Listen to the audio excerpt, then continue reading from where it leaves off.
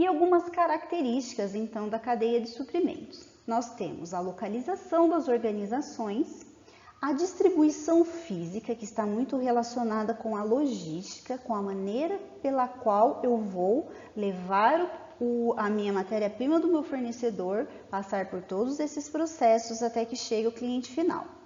A administração de estoques, o modo que eu vou fazer esse transporte, o fluxo de informações envolvidas, as estimativas e os relacionamentos existentes entre eles, entre todos esses fatores aqui.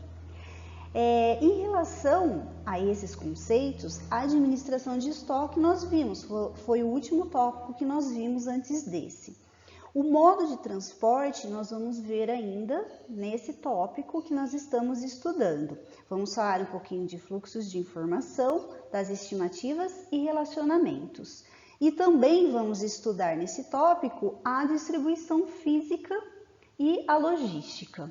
A localização das organizações, a gente não vai, nessa disciplina, a gente não vai chegar a ver. Então, eu vou falar muito superficialmente disso aqui para vocês.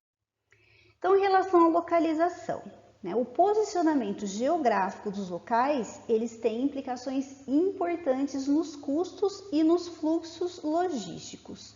Por que isso, gente? Porque eu vou utilizar o transporte desses locais, seja o transporte de matéria-prima, de componentes ou do produto final. Então, é importante porque eu tenho o custo de transporte envolvido. Então, é necessário estudos, para construir locais que sempre a gente vai considerar a localização dos clientes, fornecedores e a facilidade de transporte também. Então, vamos supor que o meu cliente, o meu produto final é um produto volumoso. Então, nesse caso, é interessante que ele se localize mais próximo dos seus clientes. Se ele for um produto pequeno, que é de fácil transporte, que eu consigo colocar vários produtos desse num caminhão, por exemplo, para realizar um transporte, pode ser que seja mais viável ele se localizar mais próximo da matéria-prima. E eu tenho que levar em consideração também a facilidade que eu tenho para transportar essa matéria-prima do fornecedor até esse meu centro de produção e da minha empresa, da organização, até os clientes finais. Então, eu analiso rodovias, eu analiso os acessos disponíveis antes de eu escolher essa localização. Em relação à distribuição física, os produtos e materiais eles são movimentados ao longo dessa cadeia de suprimentos, fluindo dos fornecedores para as fábricas e das fábricas para os centros de distribuição e destes para os clientes, dependendo do modelo que é estabelecido pela empresa. Então, a gente pode ter direto, dos fornecedores para fábricas, fábricas para clientes, não necessariamente ter o centro de distribuição. Então, isso depende muito do estabelecimento da empresa. Em relação à administração de estoques, então, a administração de estoques ela deve receber uma atenção especial, uma vez que pode ser armazenados em diferentes etapas do processo, apresentando características diversas, como eu posso armazenar matéria-prima, ou eu posso armazenar produtos semi-acabados, produtos acabados, ou produto com valor agregado com o cliente ou com o consumidor. Então, eu tenho que dar atenção a todos os momentos aqui quando a gente realiza essa administração de estoques. O modo de transporte. Então, esse modo é a forma como o material ou o produto será transportado.